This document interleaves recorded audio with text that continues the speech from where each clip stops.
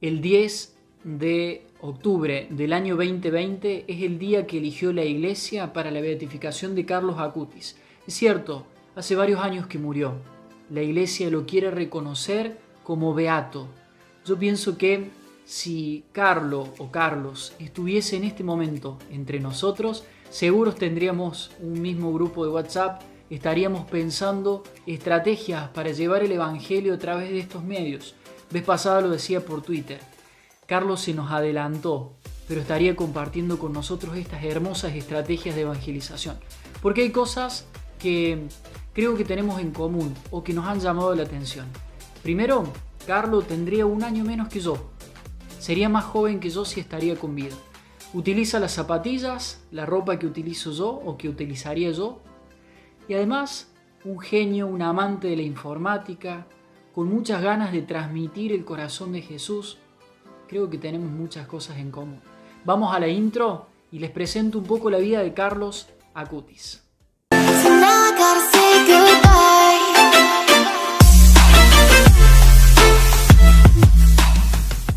Carlos nació el 3 de mayo del año 1991, en Londres. Y por allá por septiembre de ese mismo año su familia se traslada a Milán. Miren, hay fotos muy bonitas de cuando él era pequeño y en algunas hasta casi nos parecemos. Bueno, al menos eso creo yo. Nace en el seno de una familia que no era creyente o que no era practicante, pero una niñera le transmite los primeros signos de fe.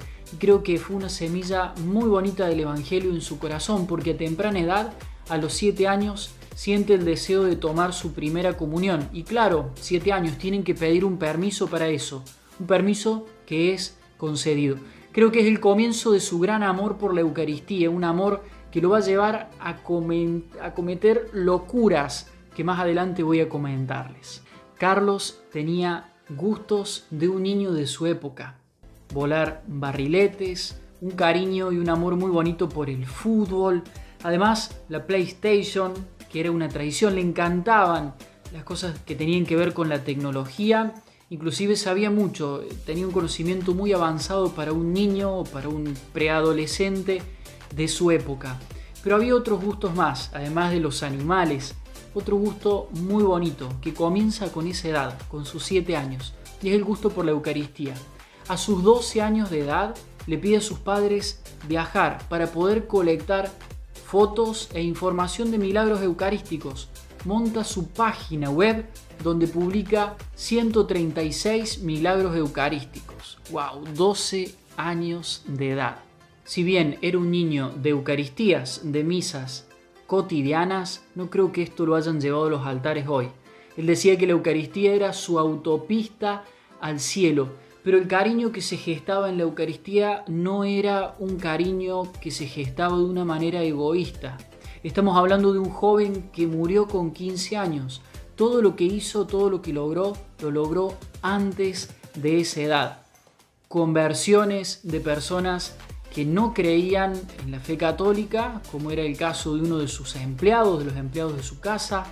También una gran necesidad por comunicar el Evangelio, esta buena noticia de Dios, un ímpetu y una necesidad porque los demás, porque otros pudieran abrazar la buena noticia de Dios, que había elegido hacerse pan. Fíjense que él decía que no había que viajar a Jerusalén para ver cómo Jesús había vivido hacía 2000 años atrás. Éramos más privilegiados que los apóstoles porque lo teníamos al lado de nuestras casas, en nuestros sagrarios, en la Eucaristía. El Evangelio estaba integrado a la vida de Carlos. Él entendía muy bien las cosas. Transmitía el Evangelio, esta buena noticia de Dios, a sus amigos, en su colegio, a su familia, que se empezó a llenar de la vida de Dios. Pero además de no tener miedo, él decía que la tristeza era dirigir la mirada hacia uno mismo, mientras que la felicidad era dirigir la mirada hacia Dios. Comprendía en la teología de un niño, de un preadolescente, lo que se gestaba de Dios en su corazón. Cuando se remarca la santidad de Carlos, se remarca su participación diaria en la Eucaristía, se remarca este joven andando en bicicleta con su rosario en la mano, o la frecuencia en las confesiones. yo quiero remarcar algo un poco distinto. Quiero remarcar un joven convencido del evangelio que había recibido. Un joven que descubría que esta buena noticia de Dios merecía y necesitaba ser compartida. Por eso no tenía miedo en comunicarla. Un joven que entendió que tenía que sembrar en el mundo, que no tenía que esperar a ser grande, no tenía que esperar a que los años o la vida le demostraran un montón de cosas para comunicar el evangelio. Asumió su rol como joven, un joven que desde su lugar, su ser joven, se animó, dio pasos para transmitir el evangelio. Todos nacen como originales, decía, pero muchos mueren siendo fotocopias. Asumió Carlos que criticar a la iglesia, lo decía así, era criticarlos a nosotros mismos, porque él comprendía que era una piedra viva y que desde su lugar podía hacer muchas y grandes cosas. A comienzos de octubre del año 2006 le diagnostican una leucemia fulminante que llevaría días, muy poquitos días, en quitarle la vida. Por allá, por el 12 de octubre, muy poquitos días del mismo 2006, él muere. Y dice unas palabras que quedan, creo que marcadas en cualquiera que tiene un poco de corazón y que ve este video. Él sabía que se iba, pero no sé si llegaba a comprender todo lo que había dejado con solo 15 años de edad, caminados por esta tierra. Sono destinato a morire. 6 años después, el 12 de octubre del 2012, se abre su causa de beatificación. Y el 5 de julio del 2018, el Papa Francisco lo declara venerable, ejemplo para los jóvenes. El Papa Francisco cita su vida como ejemplo en la Christus Vivit. Es verdad que el mundo digital puede ponerte ante el riesgo del ensimismamiento, del aislamiento o del placer vacío. Pero no olvides que hay jóvenes que también en estos ámbitos son creativos y a veces geniales. Es lo que hacía el joven siervo de Dios, Carlos Acutis. El día 22 de febrero del 2020 se consiguió la aprobación del milagro que se necesitaba de un niño con una enfermedad congénita en el Brasil. La familia le pidió la intercesión a Carlos, respondió favorablemente. Se aprobó el milagro y se vino la beatificación de nuestro santo intercesor. Será considerado el santo patrono de los internautas. Yo me considero algo así. Y quizás a él tengamos que pedirle que no se nos caiga el internet. ¿O no? Estar siempre unido a Jesús. Ese es mi proyecto de vida, decía Carlos. Miren, me costó un poco hacer este video.